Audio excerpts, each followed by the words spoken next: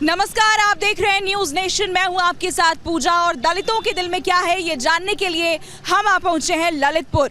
इस जिले में 2 विधानसभा सीटें हैं। जातिगत समीकरणों के लिहाज से ये दोनों सीटें बेहद अहम हैं और सभी राजनीतिक दलों ने इसे ध्यान में रखते हुए अपने प्रत्याशियों को मैदान में उतारा है। ललितपुर सदर सीट पर करीब 90,000 दलित मतदाता हैं जो किसी भी चुनाव परिणाम को निर्धारित करने में निर्णायक भूमिका निभाते हैं। ऐसे में इस बार के चुनाव को लेकर इन वोटर्स के मन में क्या है, उनके मुद्दे क्या हैं, आइए उन्हीं से जानते हैं।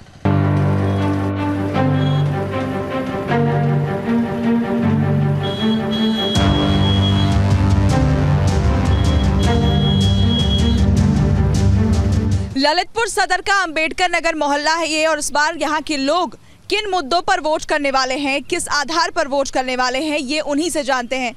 आपसे सबसे पहले मैं जानना चाहूँगी कि इस इलाके की समस्याएं क्या हैं, मुद्दे क्या हैं, और इस बार जब वोट करेंगे तो किन मुद्दों पर वोट करेंगे? पहली समस्या तो ये है कि आप जहाँ से आई हैं आपको महसूस होगा कि ललितपुर में गड्ढे, जो माननीय प्रधानमंत्री जी और उत्तर प्रदेश के मुख्यमंत्री जी ने कहा था कि हम प्रदेश के गड्ढे मुक्त करेंगे, तो आपने देख लिया होगा। यहाँ की गलियाँ मतलब खस्ता हाल हैं, पानी की समस्या है, रोजगार की समस्या है, शिक्षा की समस्या है, स्वास्थ्य चिकित्सा की समस्या है। ये बहुत बड़ी समस्या है बहन जी। हमारी सरकार होती आज तो पैसा आओ तो वोट भी होती। किसकी सरकार? किसकी सरकार? बहन जी की। हाँ, बहन जी की सरकार आए और जब ही बाउंड्री हुई है वो हम बहन जी के आदमी हैं खास। बहन जी के अलावा कोई नहीं सुनता? नहीं, कोई नहीं सुनता है। किस आधार पर वोट देने वाले हैं? इस इलाके की समस्या क्या है और 5 साल के अंदर काम हुआ या फिर नहीं? बहन जी, 5 सालों में इस सरकार ने सिर्फ आश्वासन के अलावा पब्लिक के लिए कुछ नहीं दिया। लोगों की ये स्थिति है कि ललितपुर जनपद में हजारों मकानों में आपको ताले डले मिल जाएंगे। लोग जनपद छोड़ के अन्यत्र पलायन कर गए। आज के समय ऐसा महसूस होता है जैसे ये जिसे किसान को मतलब कोई बीमारी सी लग चुकी हो, ऐसा लगता है। और मैं भी अभी कम से कम नहीं ग्रेजुएशन पढ़ा लिखा हूँ, लेकिन आज भी मुझे उम्मीद नहीं है कि मैं किसी मुकाम पर पहुँच सकता हूँ। तो मैं ये आपसे चाहता हूँ और मैं यह उम्मीद करता हूँ कि जो हमारी बहन जी हैं, मैं भी उनसे यही चाहता हूँ कि आने वाली जो पीढ़ी है उसे कुछ अच्छा रोज़गार मिले, और जो छोटे छोटे बच्चे वो भी पढ़ना चाहते हैं तो उनको काफ़ी मदद मिले। इस बार का मुद्दा चुनावी शिक्षा और बेरोजगारी और महंगाई, ये 3 मुद्दा पर चुनाव हो रहा है, और ना जातिवाद पर है और ना किसी समाज पर है।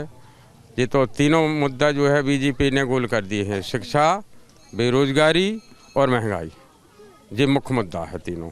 इससे हम लोग त्रस्त हैं तीनों मुद्दों से, और हम जो है अब बहन जी को वोट देकर के सरकार बनाना चाहते हैं बहन जी की। ललितपुर सदर सीट पर फिलहाल बीजेपी का कब्जा है। उससे पहले ये सीट बीएसपी के खाते में थी। इस बार के चुनाव में बीजेपी जहां इस सीट को बचाने की कवायद में जुटी है, वहीं बीएसपी अपने गढ़ में वापसी करना चाहेगी। लेकिन जनता क्या सोचती है, यही हम जानना चाहते हैं।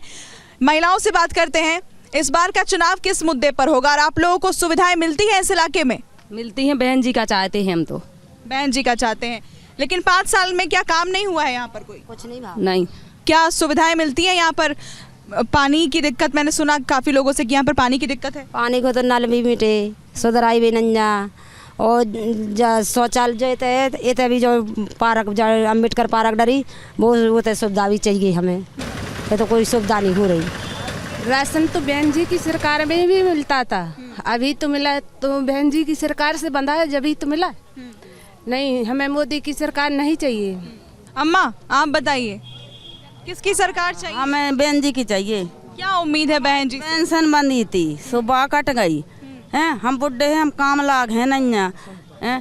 पानी जो नल में टेढ़े, अब हम पे पानी चल रहा 3-3 मीटर से पानी ले आ रहे हम। ऐसी परेशानी है हमें तो बहन जी की मकान पे जैसी बहन जी की पे हम जाते और जैसे ले जाते राशन पानी सब कुछ ऐसे हमें मिल बेचाना और बहन जी की हम चाहते हैं।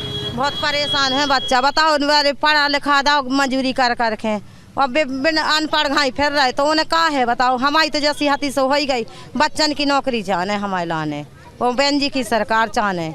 जैसा ऐसा लगता है ये सरकार केवल चंद लोगों के लिए प्रायोजिक तरीके से बनाई गई है।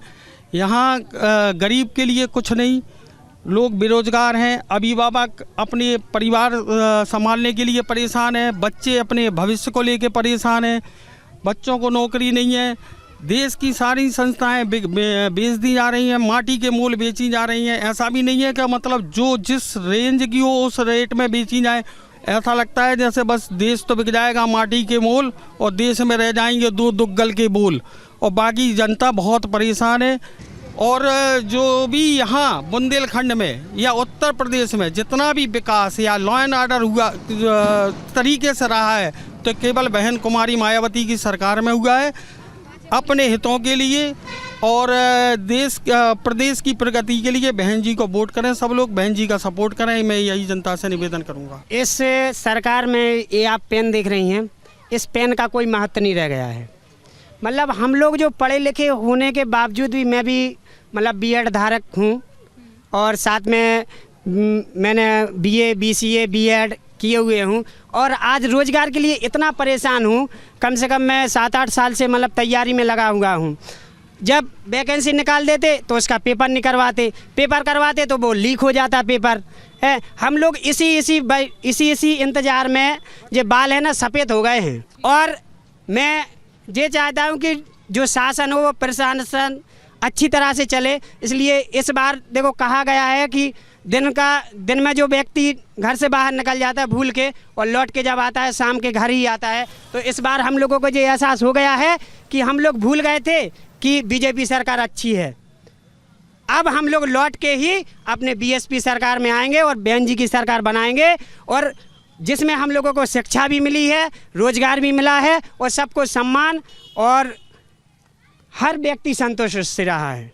तो अभी तक हमने पुरुष मतदाताओं से, महिला मतदाताओं से बात की है, लेकिन एक छोटे उस्ताद बैठे हैं सामने, वोट तो नहीं देते हैं लेकिन चुनाव में लगता है दिलचस्पी बहुत रखते हैं, ऐसा मैंने लोगों से सुना है।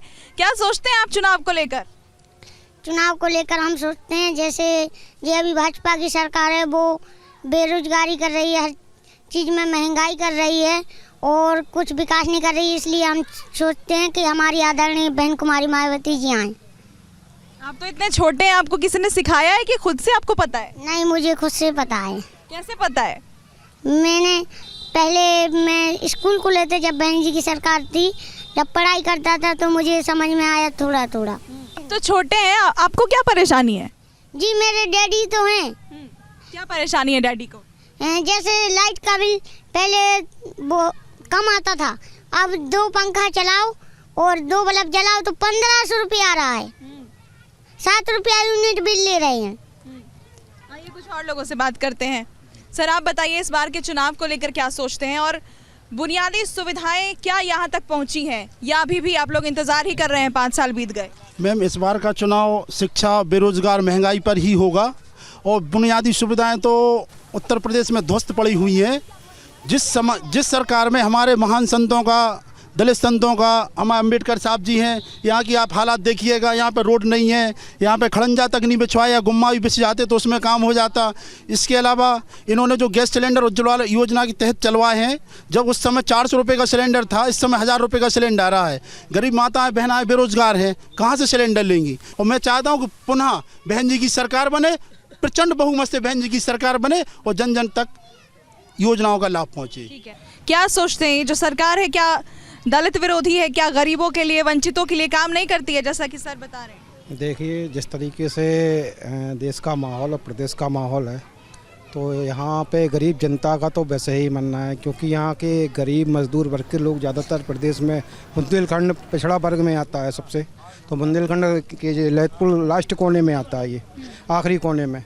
तो यहाँ पे लगभग सभी लोग मजदूर वर्ग के लोग हैं। डेली कुआँ खोदते हैं, डेली पानी पीते हैं। तो यहाँ के हालात बस से बदतर हैं। यहाँ पे कोई ना काम है, बेरोजगारी बढ़ती जा रही है। हमारे ललितपुर में जो भारतीय जनता पार्टी के जो विधायक हैं, इस बार उनकी जमानत जब्त होने जा रही है और समाजवादी तो सफाई है और बहुजन समाज पार्टी के प्रत्याशी कम से कम 1,75,000 वोटों से कम जीते हैं और दोनों विधानसभा से बहुजन समाज पार्टी की जीत होने वाली है और यही उत्तर प्रदेश में बहन कुमारी मायावती की सरकार बनने वाली है। ठीक है, तो कुल मिलाकर बात यह है कि उत्तर प्रदेश का ये एक ऐसा इलाका है जहां पानी जैसी बुनियादी सुविधा लोगों तक नहीं पहुंची है। महिलाएं कहती हैं कि पानी लेने के लिए कई किलोमीटर दूर जाना पड़ता है, या पानी भरे कि मजदूरी करने जाएं, पैसा कमाएं, घर चलाएं। तो इस तरह की शिकायतें हैं लोगों की, और विधायक के बारे में कहते हैं कि उन पर भरोसा तो किया था पिछली बार, लेकिन इस बार भरोसे के मूड में यहाँ की जनता नहीं दिख रही है। मेरे साथ इस खास पेशकश में फिलहाल इतना ही। आगे मिलेंगे आपसे किसी और विधानसभा सीट से। आप देखते रहिए न्यूज़ नेशन।